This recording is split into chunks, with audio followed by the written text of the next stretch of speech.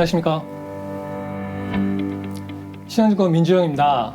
트러스트온 연금포럼의 강창희 대표님과 미래세 자산운용 김용로 대표님을 모시고요. 오늘 은퇴생활과 노후에 대해서 좀 깊이 있는 얘기를 나누는 시간을 준비했습니다. 두 분이야말로 설명이 필요 없는 노후와 연금 분야에서 국내 최고의 전문가십니다. 저는 개인적으로 이 두 분과 함께 일하는 인생의 큰 행운을 누렸는데요. 그래서 오늘 그 누구보다도 손꼽아 기다린 시간이었습니다. 강창희 대표님, 인사 부탁드리겠습니다. 예, 트러스트온 자산운용 연금포럼의 대표를 맡고 있는 강창입니다. 노년에 관한 이야기라고 그러는데 뭔가 의미 있는 말씀 드리도록 노력하겠습니다. 네, 김경록 대표님 부탁드리겠습니다. 안녕하세요. 미래세 자산운용 현재 고문으로 있는 김경록입니다. 저희 강창희 부회장님과 더불어서 이렇게 같이 대담을 하게 되어서 제가 상당히 기대를 갖고 또 영광된 마음입니다. 네, 고맙습니다. 오늘 그 다양한 주제로 고견을 듣고자 하는데요. 도움이 되는 많은 이야기 부탁드리겠습니다.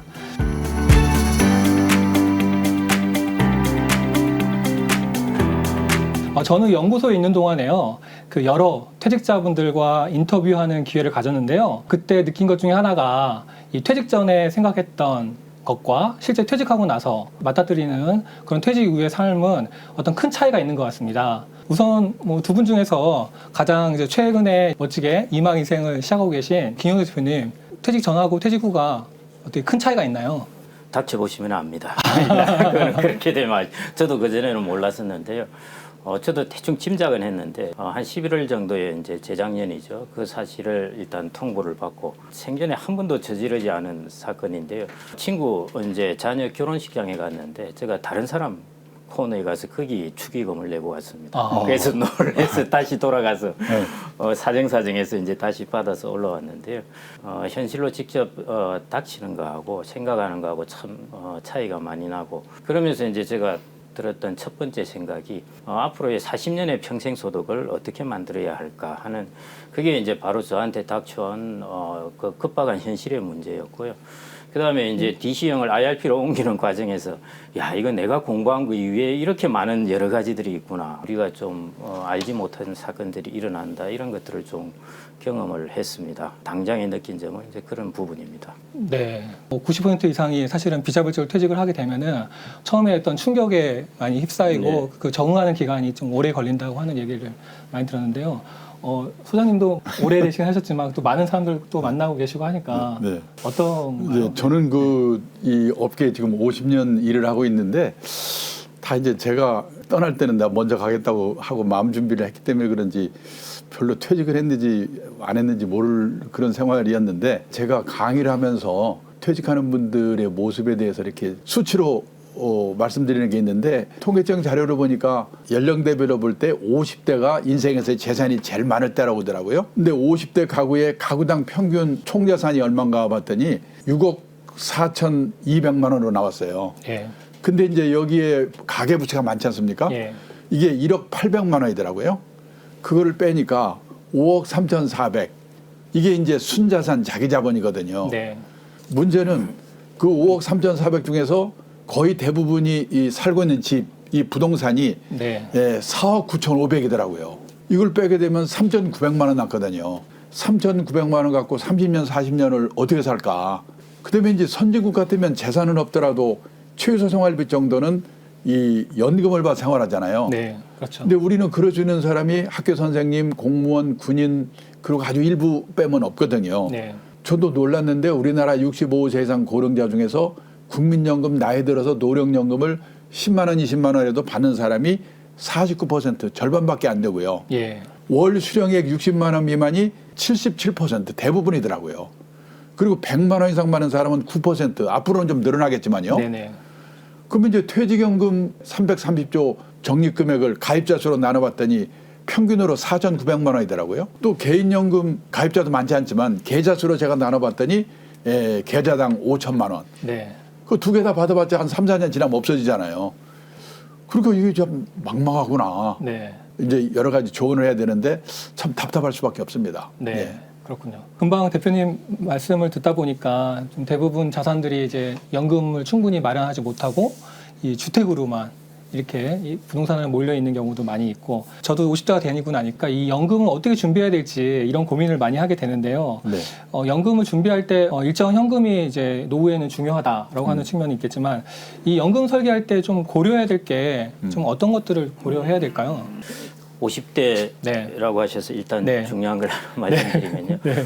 50대 때가 연봉이 제일 높을 때입니다. 그리고 이제 자산 축적이 보통 어느 시기에 되었는지를 곰곰이 생각을 해보니까 네. 거의 40대 중후반부터 한 60세 사이에 이때 이제 자산 축적이 거의 상당 부분 이루어지거든요. 그러면 이제 이 시기에 이제 연금을 잘 준비를 이제 해야 되는 딱 적기인데요. 그때 제가 어떻게 자산 축적이 이루어졌나를 가만히 생각해 보니까 제가 자산운용 수익률이 워렌 버핏처럼 막 좋아서 막 그냥 이루어진 거라기보다는 강제저축이 많이 이루어졌어요. 예를 들어 성과급 DC형에 넣는 것. 네네. 뭐 이렇게 넣고 나니까 저 50대 때는 야 이거 보너스를 받았는데 내 돈이 어디 갔지 이렇게 된 거죠. 예. 그게 한 10년 정도 이렇게 쌓이니까 운용 수익률도 수익률이지만은 네네. 그때 이제 강제저축된 돈이 이제 연금을 많이 만들었습니다. 내 연봉이 이렇게 높구나 이게 영원히 절대 안 가거든요. 그 몇 년가다 뚝 떨어집니다. 그래서 그때 이제 주요한 의사결정이 내가 연봉이 높아졌는데 소비를 늘릴까? 아니면은 이 저축을 할까 이 부분의 의사결정이 상당히 중요한 부분이고요. 네. 그런 부분에 있어서 어느 정도 강제저축을 좀 하게 해놓으면은 네네. 50대로서는 그런 부분이 이제 큰 도움이 되지 않을까 그렇게 생각을 합니다. 그 옛날 국외인연금이 94년에 도입되었잖아요. 네. 그때 이제 제가 10만 원씩 납입을 했는데 근데 아직도 그 불입을 하고 있습니다. 그러면 한 30년 정도 대략 불입을 한 셈인데요. 그러면 원금을 따지자면 대충 3,600만 원 정도 되거든요. 근데 제가 지금 잔고로 지키는 게 한 8,700만 원 정도 됩니다. 예. 그게 이제 이게 연금의 본질이 여기 다 들어있다고 보시면 됩니다. 네. 첫째, 중도에 해지하지 않고 끝까지 계속 한다는 것. 여기서 제가 세금으로 혜택받은 것까지 더하면은 수익이 훨씬 큽니다. 네. 그다음에 이렇게 장기로 두면서 계속 이렇게 복리 효과를 본다는 것. 네. 저도 아는 분이 보니까 퇴직할 때 이제 그 50대 초반에 퇴직을 해가지고 제2의 이막 인생을 준비하고 생활하시는데 지출을 많이 늘리지 않아서 네, 그래서 그 점이 본인한테는 가장 큰 포인트였다라고 하는 말씀을 들었던 것들이 생각나네요.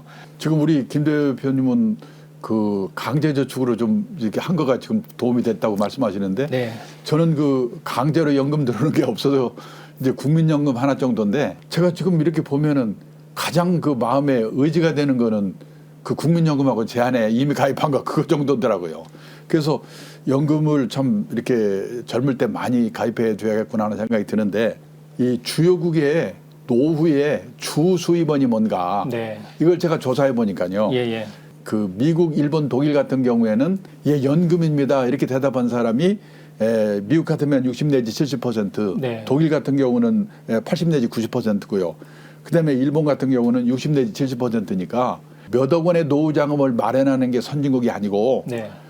재산이 딸에 없더라도 세상 떠날 때까지 최소 생활비 정도를 공적 사적 연금으로 확보하고 있는 나라가 이게 선진국이구나. 네. 근데 우리나라는 보니까 매월 주 수입원이 연금입니다 이렇게 대답하는 사람이 22%밖에 안 되더라고요. 아, 그렇군요. 그러니까 뭐 선생님, 공무원, 군인하고 아주 일부밖에 없으니까 그러겠죠. 네. 연금으로 최소 생활비 마련하도록 이렇게 준비하는 게 중요한데 국민연금은 사실 내가 이렇게 특별한 노력을 안 해도 뭐 일찍 받을 건가 좀 늦게 받을 건가 뭐 추납을 할 건가 이런 정도만 신경 쓰면 되는데 이 퇴직연금은 가입자로는 벌써 54%가 DC형 네네. 이 가입자가 책임지는 그런 연금으로 이제 바뀌어가고 있으니까 네네. 여기에 대해서 주인의식을 가지고 어떻게 운영을 잘 해나갈 건가 그 신경 쓰는 게 참 중요한 것 같아요. 네. 미국의 피델리티라는 퇴직연금 운영하는 회사가 조사한 자료 그때 보니까요. DC형 연금하고 IRA 그러니까 IRP도 뭐 DC연금이죠. 합쳐가지고 100만 달러 이상씩 받는 미국의 직장인들이 70몇만 명이라고 나왔는데요. 네. 피델리티의 시장 점유율이 20%니까 거의 400만 명 가까이가 100만 달러 이상씩 받는다고 그러니까 네. 우리도 좀 많이 신경을 쓰고 노력하게 되면은 한 50만 달러 정도는 받을 수 있는 나라가 되지 않을까. 네. 그래서 우리는 지금까지 원리금 보장 상품에 대부분 넣기 때문에 그런데 네. 원리금 도장 상품 그걸 다 투자 상품으로 바꾸면은 높일 기회도 있겠지만은 잘못하면 또 더 깨먹을 가능성도 있기 때문에 조심스러워서 지금 못하고 있잖아요. 네네. 미국에서는 퇴직연금 가입자들이 이 회사 퇴직할 때도 이 회사가 퇴직연금 제도가 있는가 네네. 그리고 내가 얼마 나면 회사가 얼마 내주는가 이걸 다 조사하고 이 취업 이 회사 들어갈까 말까에 결정하는 요소 중에 하나더라고요. 그게. 예. 이게 회사 들어갈 때부터 퇴직연금에 관심이 있다는 얘기죠. 그렇죠. 노후에 대비하는 이 장기 자산 운용은 그 단기적인 가격 하락 리스크가 있더라도 장기적으로는 예금 금리보다 높은 그 수익률을 기대할 수 있는 주식이나 주식형 펀드에 운용해야 된다. 네네. 이런 인식이 어느 정도 정착이 된 것 같아요. 정말 세계에서 제일 운용을 오랫동안 잘했다는 오렌 버핏이 한 20% 연수익률입니다. 우리나라 국민연금이 한 5.6%이 정도이거든요. 그러니까 우리가 잘한다 하더라도 한 5% 정도 내면은 그래도 꽤 괜찮다는 겁니다.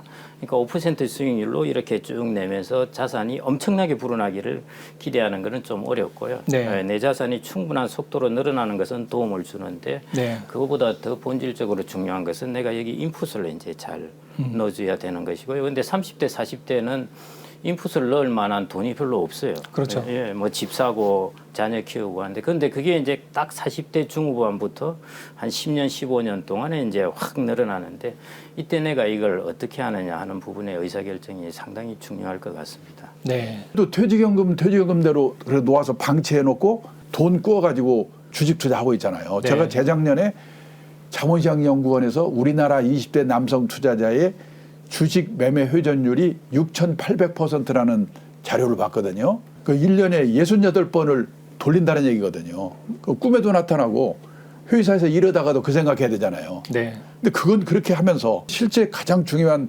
퇴직연금에는 관심도 갖지 않고 적극적으로 운용도 안 하는 거가 문제인데 저는 주인의식을 갖고 이 퇴직연금 적극적으로 운용하는 게 가장 시급한 과제가 아닐까 그런 생각합니다. 제가 현장에서 이제 퇴직연금에서 상담을 하면은 가장 많이 물어보는 게 이게 중간에 찾을 수 있어요. 예. 그래서 왜 찾으시려고 하면은 대체로 내 집 마련하거나 집을 살 때 이제 퇴직연금 같은 경우도 집을 사거나 아니면 전세자금 얻을 때 중도 인출이 가능하다 보니까 퇴직연금을 이렇게 끝까지 가지고 계시기보다는 중도에 이렇게 찾아서 집을 사는 경우가 많이 있었고 그 자산 수익률의 장기적인 어떤 추이를 보면은 오히려 그렇게 했던 행동이 오히려 또 어떻게 보면 또 현명하게 될 맞습니다. 경우도 많았기 때문에 네. 젊은 분들은 또 그렇게 다르게 생각하시는 분들도 많이 있는 것 같더라고요. 예, 네. 그 주택가격 상승률보다 펀드 수익률이 못 따라가서 이제 그런 말을 듣고 있는데 사실은 그 부분에 대해서는 좀 반성도 많이 하고 있습니다. 그래서 펀드 수익률이 앞으로 좋아야죠. 뭐. 네, 네. 최근에 이 연금 기업과 관련돼 가지고 많이 얘기되면서 퇴직연금의 수익이 너무 낮다. 국민연금하고 막 비교해서 이렇게 얘기하기도 하는데 실제로는 이제 원리금 보장 상품하고 이제 실적 배당 상품하고 이렇게 하는 데 있어 가지고 그 국민연금은 어떻게 보면은 이제 하나의 펀드로서 운영되고 있지만 퇴직연금은 이제 그 정기금 같이 원리금 보장 상품도 고객 그 가입자가 선택할 수 있고 그 다음에 실적 배당 상품 펀드도 선택할 수 있기 때문에 그 이제 단순히 그렇게 비교하는 거는 좀 문제가 있다고 생각을 하고요. 연금은 되게 보수적으로 운영해야 되죠라고 하면서 또 한편에서는 주식에 대해서 부채를 빚을 얻어서 아주 공격적으로 투자하고 하는 이중적인 모습들을 보이는 부분에 대해서 말씀하신 거는 저도 동감을 합니다. 저는 이 참 우리나라가 어떻게 보면은 제일 위험한 그런 지대에 와 있다 보고 있는데요. 왜냐하면은 우리나라는 정기예금 금리, 원리금 보장 금리가 아주 낮은 것도 아니고 그렇다고 4, 5% 되는 것도 아닙니다. 뭐 2%, 3% 이 정도거든요. 미국 같은 경우에는 2년짜리 국채 금리가 4%, 4.5라 하더라도 정기예금 금리 1%도 안 되거든요. 네. 그러니까 아예 이거 대부분 안 쳐다봅니다. 근데 우리나라는 이게 이제 금리가 2%, 3% 되니까 사람들이 어중중하게 가만 보다가 이쪽에 다 들어가는 거예요. 네. 네. 근데 이게 이제 저는 따뜻한 물속에 들어있는 개구리 같다는 거죠. 이게 아예 뜨거우면 개구리가 그 안에 안 들어가는데 이게 따뜻하니까 들어가는 거죠. 그러다 보면 이게 20년 정도 지나면은 이게 사실은 감가상각 되는 거거든요. 그러니까 이게 저는 퇴직연금 부분에서 좀 위험한 부분인 것 같고요. 그래서 저희 부회장님 말씀하셨듯이 그 10년 수익률이 원리금 보장하고 평균해서 가중평균 내보면 거의 2.몇% 나온다는 거예요. 이제 물가도 커버 못했다는 거거든요. 그렇죠. 예, 그래서 그 부분이 저는 가장 유의해야 될 것 같습니다. 네. 차라리 뜨거운 물이었으면 좋겠습니다. 아예 그 정기예금 금리가 0% 같으면 사람들 이거 아예 안 들어가요. 퇴직연금은 안전하다는 기본이 원금의 보장 혹은 원리금 보장이 아니라 구매력 보장이라는 보다 더 기준이 조금 더 높아야 됩니다. 근데 원리금 보장이라는 것은 그거보다 한 단계 낮은 기준이거든요. 네. 그래서 퇴직연금을 운용하실 때는 그 기준을 꼭 장기적으로 내가 그 구매력을 내 기준의 가장 최소한의 기준으로 보겠다 하는 거 그게 좀 필요할 것 같습니다. 그 연금에 대한 얘기를 많이 나누는데요. 대부분의 많은 분들이 연금 위에도 뭐 부동산이라든지 이런 것들이 많이 있는데 이런 자산들은 또 어떻게 좀 관리를 해야 될지 연금 위에 좀 염두해야 될 그런 자산들은 또 어떤 것들이 있을까요? 저는 그 나이가 50대가 되면은 이 우리 집의 재산 상태를 꼭 이렇게 1년에 한 번씩은 살펴봐야 된다고 보는데 A4용지를 뉘어놓고 T자를 그리고 T자 왼편에다가는 우리 집에 자산이 뭐가 있는가를 쭉 나열하고 네. 거기는 뭐 집, 뭐 금융자산이 있겠죠. 그런 걸 쭉 쓰고 합계가 10억이다.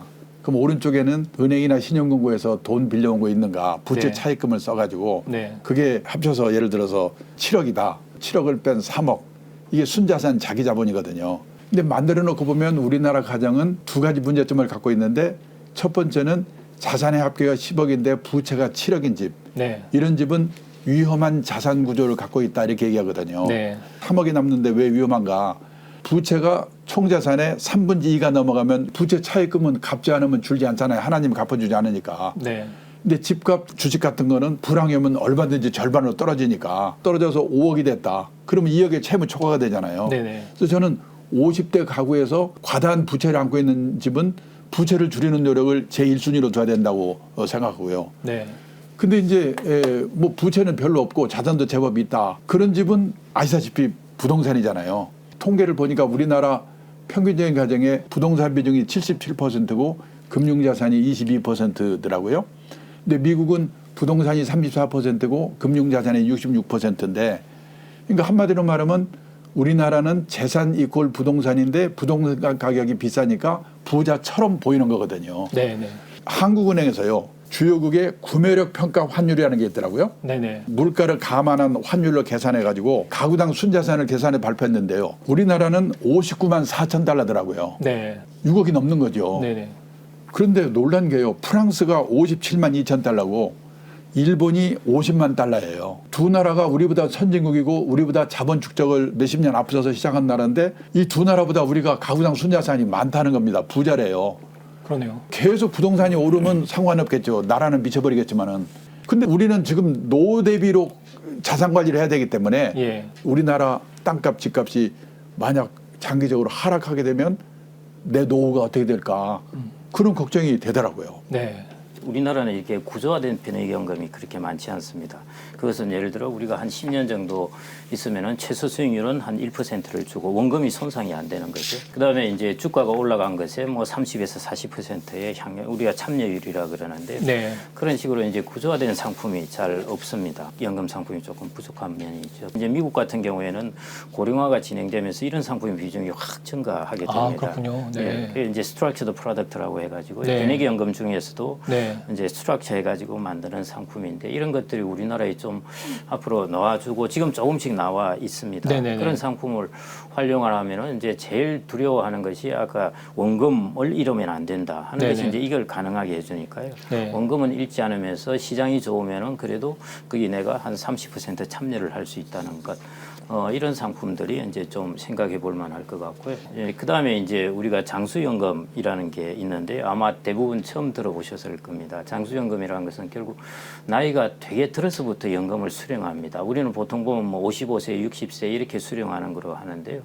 그런 장수연금 같은 경우는 수령 시기가 개시 시기가 한 85세 이렇거든요. 85세. 예, 네. 그러니까 이제 지금 연금을 가입을 해놓고 한 25년 동안은 그냥 안 받고 있는 거죠. 네. 그러다가 이제 85세부터 연금을 받는 겁니다. 이거는 이제 어떤 데 대비하냐면은 평균 수명을 한 85세 정도 본다면은 내가 평균 수명까지는 나의 퇴직연금이라든지 기타 이런 것들로 어느 정도 쭉 마련해 놓고 내가 혹시 이때보다 더 오래 살면 어떡할까 네네. 하는 거에 대비해서 이제 이런 연금이 들어있는데요. 우리나라도 이 연금은 왜냐하면 보험사가 불안하니까요. 그렇죠. 예, 네. 팔았다가 이게 도대체가 몇 살까지 살지도 모르고 하니까요. 이런 상품들이 좀 더 이제 많이 나와주기를 사실은 바라고 네. 이런 상품들을 통해서 장수시대 포트폴리오를 짜면 참 좋습니다. 그러네요. 예, 네. 상품은 아닙니다만은 아까 국민연금 이게 이제 5년 수령을 연기하면은 7.2% 곱하기 5가 36%가 많아지지 않습니까? 네네. 우리는 5년을 최대 연기할 수 있지만은 일본은 10년을 연기할 수 있습니다. 아, 그렇군요. 예. 네. 그리고 1년 연기할 때마다 우리는 7.2%를 더 주는데요. 일본은 8%를 더 줘요. 10년을 연기를 하면 80%라는 겁니다. 우와. 예. 그러니까 우리보다 훨씬 장수 사회를 먼저 겪은 일본이란 동네는 이렇게 국민연금, 그러니까 후생연금이죠. 그런 걸 이제 좀 더 많이 받는 방법 혹은 장수에 대비할 수 있는 방법으로 초기보다는 후기로 네. 조금 미루어서 받게 해서 장수 리스크를 이제 막으려고 그러거든요. 그래서 네. 그런 부분도 우리나라 국민연금 5년 하니까 되게 길어 보이는데 이것들을 이제 잘 활용하는 방법 그런 것들이 이제 필요할 것 같고요. 그다음에 이제 부동산 말씀하셨는데 리츠라는 상품을 좀 말씀을 드려볼까 합니다. 리츠가 우리나라가 이제 지금 공모 리츠가 한 23개 정도 상장되어 있는데 아마 리츠를 사셨던 분들은 지금 상당히 지금 마음이 아프실 거예요. 왜냐하면 수익률이 뭐 상장 가격 최근에, 대비해서 네. 그때 대비해서도 한 30% 빠졌고 고점 대비해서는 어떤 것은 한 50% 빠지고 했는데요. 근데 지금 이런 상황에 너무 이제 매몰되시지 말고 리츠 같은 경우 우리나라가 지금까지 이제 아파트 공화국이라고 해가지고요. 모두 이제 부동산에 대한 돈이 아파트로 다 몰리는 것을 좀 우량한 곳으로 옮겨보자는 그런 취지로 사실은 만들어졌습니다. 그래서 네. 리츠 같은 경우가 이제 우량한 오피스도 들어가 있고 오프라인 마트도 있고 뭐 다양하게 섞여 있으니까 좀 구분을 하시긴 해야 되는데요. 네. 앞으로도 아마 리츠는 좀 나오게 될 겁니다. 단점과 장점이 있는데요. 제일 유의해야 될 것은 리츠는 레버리지가 들어갑니다. 건물을 사면 50% 정도는 리츠 회사에서 빌려서 사거든요. 그래서 개인들은 나는 레버리지를 안 했는데 회사를 통해서 레버리지가 되는 겁니다. 네. 그래서 가격 변동이 아주 크니까 리츠는 미국 같은 경우는 주식보다도 가격 변동이 크다. 네. 이런 것 이게 이제 첫 번째 좀 명심해야 될 부분이고요. 대신 리츠는 이제 소액으로도 우리가 얼마든지 분산 투자할 수 있다는 것입니다. 지금 네. 퇴직하시거나 퇴직을 앞둔 분들이 상가 사겠다 이런 분들이 많은데요. 네. 부동산을 이제 이렇게 운영하시는 분들이 제일 디스카운트를 많이 하는 게 상가입니다. 네네. 네, 그거는 경기 변동에 따라서 가장 이렇게 변동성이 크기 때문에요. 네. 그래서 디스카운트를 많이 하는데 우리나라 사람들은 노후를 대비해서 이 변동성이 큰 걸 가지고 노후에 다 집어넣는단 말입니다. 네네. 그래서 부동산이 노후에 괜찮은 자산이면은 틀림없습니다. 그런데 이렇게 한 군데 몰빵해서 내 노후를 맡기는 것은 정말 위험한 것 같고요. 네. 리츠라든지 이런 걸 통해서 좀 우량 오피스라든지 그리고 이걸 또 적은 돈으로 분산을 하고 하는 네. 이 상품을 좀 이렇게 좀 앞으로 좀 친숙하게 네네. 여러분들이 네, 좀 거기다 제가 예. 좀 추가를 드리고 싶은 예. 게 부동산에 투자를 하더라도 말씀하신 것처럼 직접 하는 게 거의 없어요. 아. 왜냐하면은 보통 사람이 집이나 가게를 갖다가 갖고 있다 세를 놓으면 그 사람들이 세를 안 낸다. 못 내보내요. 네. 선진국은 세입자의 권리가 너무 세기 때문에 소송해야 되거든요. 네네. 골치 아프거든요. 네. 개인이 직접 그 세를 놓는다는 게 가면 갈수록 힘들어진다는 생각들을 갖고 있는 것 같아요. 네. 리츠나 부동산 펀드 같은 걸 이용하든지 아니면 일본은 임대 그 관리 전문 회사 전문회사. 한테 네. 맡겨가지고 네네. 예를 들어서 10년, 20년 임대료를 얼마 보장. 네. 그리고 무슨 문제가 생겼을 때 다 거기서 해결해주고. 그러니까 우리도 그런 생각을 해야 될 필요가 있고 저는 최근에 일본의 자료를 읽고 놀란 것 중에 하나가 뭐냐면 아파트들이 재건축을 못 해가지고 슬럼화돼 가고 있다는 거예요. 예, 예. 구분 소유 주택이라고 부르는데 구분 소유 주택을 재건축하려면 주민의 80%가 찬성해야 된대요. 네. 우리도 그렇잖아요. 네. 일본에서 재건축이 안 되는 이유가 뭐냐면 노인네들이 재건축에 할 돈이 없는 거예요. 네. 재건축에 성공하려면 두 가지 조건이 충족돼야 되는데 첫째는 위치가 좋아야 되고 네. 둘째는 저층해야 되거든요. 네. 고층으로 만들면서 비용을 빼야 되니까. 네. 근데 위치가 별 볼 일 없거나 위치는 좋은데 이미 고층이 돼 있으면 재건축이 안 되는 거예요. 네. 그래서 그 단지가 슬럼화 돼가고 그 근처에 있는 땅값이 떨어진다는 겁니다. 재건축에 성공한 아파트가 있는데 어떤 아파트냐? 성공한 아파트의 80%가 지진 나서 무너진 데래요. 그걸 보면서 네. 우리가 일본을 걱정할 때가 아니다 하는 생각이 드는 게 뭐냐면 일본은 아파트의 슬럼화가 문제라고는 하지만 네. 우리나라 3년 전에 전체 주택수 중에 아파트의 비율이 63%더라고요. 지금 여의도 제가 좋아한다고 그러는데 저도 지금 걱정이 돼요. 그 비용 어떻게 부담할까. 네. 그렇죠. 그러니 지방 같은 데 가면은 그동안에 돈을 모아놔야 되거든요. 대부분이 아파트에 돈이 다 들어가 있는데 나중에 만약에 집값이 떨어지면은 하우스푸어, 네. 주택빈곤 네. 이런 문제들을 생각해 봐야 된다. 정말 지나치게 부동산에 몰려 있는 그 가계 자산이 심각한 상황인데요. 그리고 이런 부동산을 어떻게 유동화할 것인가 이것도 또 아주 중요한 문제인 것 같습니다. 이렇게 유동화할 수 있는 방법이 어떤 것들이 있을까요? 집이 두 채, 세 채 같으면은 뭐 네. 집을 팔면 됩니다. 안 그러면 월세를 주더라도 캐시플로가 나오니까요. 그거 자체가 유동화이죠. 근데 이제 집이 한 채 있는 사람들 이런 경우에 이제 내가 살고 있는데 어떻게 유동화를 하겠습니까? 그리고 아시다시피 이제 네. 우리나라는 정말 주택연금이라는 제도가 잘 만들어져 있습니다. 그런 면에서는 하우스리치 캐시푸어일지라도 주택연금이라는 것을 매개에 딱 중간에 놓으면은 네. 하우스리치 캐시리치가 될 수도 있습니다. 네, 그게 꽤 연금액이 꽤 괜찮거든요. 그래서 예. 아까 이제 퇴직연금 중도해지 이야기를 하셨는데요. 이런 이제 언급을 한 사람들도 있습니다. 어느 게 수익률이 좋으냐? 퇴직연금을 넣었다가 거기서 연금을 받는 게 나을지. 네. 중도해지에서 그 돈으로 주택을 산 뒤 나중에 주택연금을 받는 게 나을지 둘 중에 뭐가 나을지 모른다. 내가 보니 주택연금이 더 나을 것 같아. 그게 이제 우리나라가 그만큼 주택연금 제도라는 게 잘 되어 있기 때문입니다. 네. 그래서 우리나라는 주택 유동화는 충분히 가능하다고 보시면 될 것 같고요. 그런 네. 면에서 환경은 잘 갖춰졌고 예를 들어 아파트가 두 채 있다. 이럴 경우에 이제 이거 한 채를 과연 유동화를 할 것인지 안 네. 그러면은 월세를 받을 것인지 이게 요즘 사람들의 가장 고민인 것 같아요. 네. 물어보는 게 대부분 팔까요, 월세를 받을까요? 뭐 이거인 것 같습니다. 주택연금도 노하우가 있는데요. 주택연금 액수를 정할 때는 전국의 평균 주택가격 상승률을 다 적용을 합니다. 예. 그러니까 강남은 더 많이 오르고 저 지방은 뚝뚝 떨어지겠죠. 네. 그래서 이제 강남에 있는 혹은 괜찮은 데 있는 집을 다운사이징을 한 뒤 저 조금 외곽 지역에 가서 주택연금을 들으면은 주택 가격은 나중에 가서 거의 다 한 20년 지나면은 가치가 거의 없어지거든요. 네. 네. 그 연금은 다 받고 자기의 주택 가격은 거의 없어지고 네. 이런 부분에서 그렇군요. 방법입니다. 아주 노하우네요. 그 또 다른 측면에서 우리 그 노후 문제 중에 하나가 결국 또 많은 분들이 그 자식 교육에 많은 자산을 거의 퍼붓다시피 하고 있는 것들이 또 현실인 것 같습니다. 이 자녀 교육 이건 어떻게 좀 해결해야 될까요? 저는 우리가 뭐 과소비라는 말을 많이 하는데 우리나라가 무슨 중남미라든지 그리스, 이태리 이런 나라에 비교하면은 사실은 과소비하는 나라가 아니거든요. 근데 딱 과소비하는 거 하나가 자식인 것 같아요. 네. 제가 작년에 그 미국의 CNN 방송에서 방송했다고 보도된 걸 보니까 네. 주요국에 0세에서 18세까지 고등학교 졸업할 때까지 자녀 양육비로 들어가는 돈의 합계를 네. GDP로 나눠봤더니 네. 비율이 1등인 나라가 우리나라고요. 아이고. 2등인 나라가 중국이고 3등이 이태리래요. 네. 그러니까 소득 대비 우리나라가 세계에서 자식한테 돈을 가장 많이 퍼붓는 나라인데 그 뭔 돈 퍼붓냐? 무조건 학비죠 우선이요. 그다음에 결혼 비용인데요. 제가 평균 봤더니 전국 평균 딸 시집 가는 돈이 1억 1,400이고 아들이 1억 7천이더라고요. 왜냐하면 집 얻어주는 돈이 포함돼서 그렇잖아요. 3년 전에 서울에 40대 후반에 부부가 맞벌이 하는 커플 세 커플을 인터뷰했거든요. 그중에서 과외비를 제일 덜 쓰는 집이 3,480만 원을 쓴다고 하더라고요. 네, 네. 옷도 사줘야 되고 빵도 사줘야 되고 게임기도 사줘야 되고 가족들 먹고 살아야 되고 그럼 언제 저축합니까? 근데 평균 퇴직 연령은 51.7세잖아요. 네. 제초협에서 연봉 2천만 원이 무지 어렵고 60대 가지고 중산층에서 탈락하는 네. 이게 현실이죠. 그러니까 이거를 어떻게 해결해 나갈 건가를 그 해답은 김 대표님이 말씀. 교육 문제는 무슨 이야기를 하더라도 욕 들어먹는다 뭐 이런 이야기가 있는데요.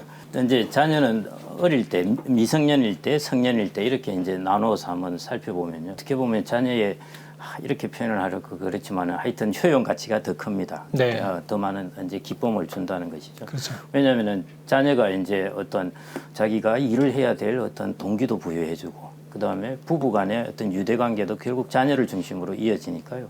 그런 것들의 비경제적 가치를 따지자면 아주 큰 거죠, 사실은. 그거는 뭐 계산할 수 없을 정도로 큰 것인데요. 미성년일 때는 부모들이 돈을 벌 때입니다. 네. 그래서 부담도 적지가 않아요. 저는 더 큰 리스크는 성인 자녀 리스크라고 봅니다. 부모도 퇴직을 할 때쯤 퇴직을 하고 난 뒤 이제 자녀도 성인이 되었을 때 네. 이럴 때면은 거의 끝나지 않은가 이렇게 생각되는데요. 아까 저 부회장님께서 말씀하셨듯이 자녀 집까지면 그래도 괜찮은데 집을 사주고 난 뒤에도 이제 문제가 발생한다는 것입니다. 제가 오면서 이제 유튜브에서 어떤 스님이 다른 이제 대담을 하면서 이야기를 해준 것이니까요. 이런 얘가 비일비재할 겁니다. 어떤 분이 와서 이제 절에 와서 서성이고 해서 뭔가 말을 자꾸 이제 못해서 해서 이제 불러서 이야기를 들어보니까 자기가 학교 교장, 초등학교 교장 선생님으로 퇴직을 했는데 네. 첫째 아들, 둘째 아들이 있는데 첫째 아들은 사업을 하고 둘째 네. 아들은 선생님을 한답니다. 그래 첫째 아들이 아버지 그 퇴직금 일시금으로 받아가지고 저한테 주세요. 그러면 앞으로 아무 일도 없을 거고 잘 될 겁니다. 해서 그냥 해서 일시금으로 찾아줬다가 다 날렸어요. 아이고. 네. 집 다 날아가 버리고. 아이고. 그리고 그 부인은 암으로 세상을 떠났답니다. 얼마나 그랬겠습니까? 그리고 이제 이 양반 혼자서 절에 와서 나한테 방 하나만 주면은 네. 내가 공짜로 다 일해줄게. 뭐 이걸 이제 그 이야기를 하러 올라왔다는 것입니다. 네. 이게 하나의 이제 예의고요. 이런 경우가 이제 꽤 있는 것 같아서 하나 말씀드리는데요.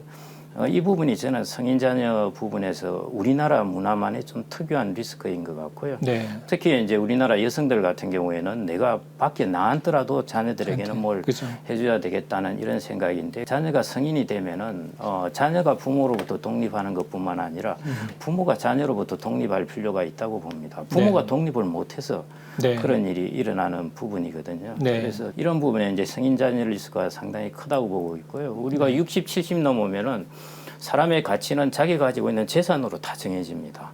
우리가 젊을 때 우리가 마당에 뛰어노는 애들 아무리 가난해도 무시하지 마라 그래요. 얘가 검찰총장이 될지 뭐가 될지 알 수가 없으니까. 그런데 70된 사람을 이 사람이 앞으로 검찰총장 아무도 그래 생각 안 하거든요. 네. 그 사람이 갖고 있는 재산으로 그 사람을 평가하게 됩니다. 예. 그런데 이걸 다 주어버렸다? 자기의 가치가 없어져 버립니다. 네. 그래서 60, 70 됐을 때는 다른 소득도 없을 때지 않습니까? 복구할 방법이 없습니다. 그 리스크가 생각지도 않게 아주 크게 다가올 수 있다는 것. 그걸 좀 유의해야 하지 않을까 생각됩니다. 네. 성인 자녀가 그렇게 하는 거를 막을 방법은 자기 갖고 있는 재산을 가능하면 연금화 시켜놓는 방법이 아닐까. 네네. 그렇지 않고는 방법이 없는 것 같다는 생각이 들고. 뺏어갈 수 없도록. 그다음에 저 자신을 포함해서 지금 지나고 생각해 보니까 후회되는 게 뭐냐면 예. 성인이 된 뒤에 리스크를 막을 방법이 없는 것 같아요. 그러니까 결국은 자립교육을 제대로 시켜야 되는데 우리나라처럼 남의 눈 때문에 이렇게 미치는 나라가 없거든요. 모든 것이 남의 눈 때문에 시작이 되는 것 같은 생각이 들어요. 네. 그래서 저는 진정한 경제적 자립은 자기 주어진 상황에 맞춰 사는 능력을 기르는 거다. 네. 네. 이 교육시키는 거가 참 제일 중요한 거. 우리가 그걸 안 시킨 게 지금 와서 화가 되고 있다는 생각이 듭니다. 또 최근에 제가 젊은 분들 만나보면은 결혼 때야말로 또 부모님한테 많이 받을 수 있는 좋은 기회다라고 하는 젊은 친구들도 있더라고요. 그래서 어디까지 주는 게 가장 적당할까요? 그러니까 세계 평균을 보는 수밖에 없는데요. 네네. 대학 등록금은 부모의 책임이다. 그게 우리나라나 일본은 예라고 했더라고요. 네. 미국은 아니더라고요. 아. 예. 그다음에 결혼 비용은 또 부모의 책임이다. 일본은 노라고 그랬더라고요. 네. 우리나라 예스라고 예스라고. 그러고. 사람들의 재산에 따라 다 다르니까요. 일률적으로 말씀드리기 힘들고 또 어디에 사느냐에 따라서도 전세 가격이 다르니까 그러는데요. 저는 가급적으로 이제 자녀의 교육, 그는 인적 자본을 형성하는 것이니까 만사가 이제 때가 있다고 그랬지 않습니까? 교육을 시켜야 될 때는 뭐 교육을 시켜야 된다고 봅니다. 네. 그런데 그 이후에 결혼하는 데까지 이제 무리하게 자기의 노후 자금까지 쓰는 것에는 일단은 저는 반대를 하고요. 만일 한다고 하더라도 좀 이게 뭔 말이지만은 이게 계약서를 써가지고 나 지금 너가 돈이 현재는 없으니까 네. 내가 돈을 빌려주겠다. 네. 네. 그 다음에 너가 돈을 많이 벌고 내 돈이 바닥 나면은 그 돈을 좀 돌려달라. 네. 이자 안 붙여도 좋다. 네. 그래서 어떤 상황에서 너에게 이 돈이 이렇게 나가는가 하는 거를 명확하게 좀 인지를 시켜놔야 나중에 그걸 이렇게 구차하지 않게 이제 정당하게 할 수가 있기 때문에요. 네. 그런 정도는 조금 세상은 어떻게 될지 모르니까 네. 조금 준비를 해놓으시면 어떨까 생각합니다. 네.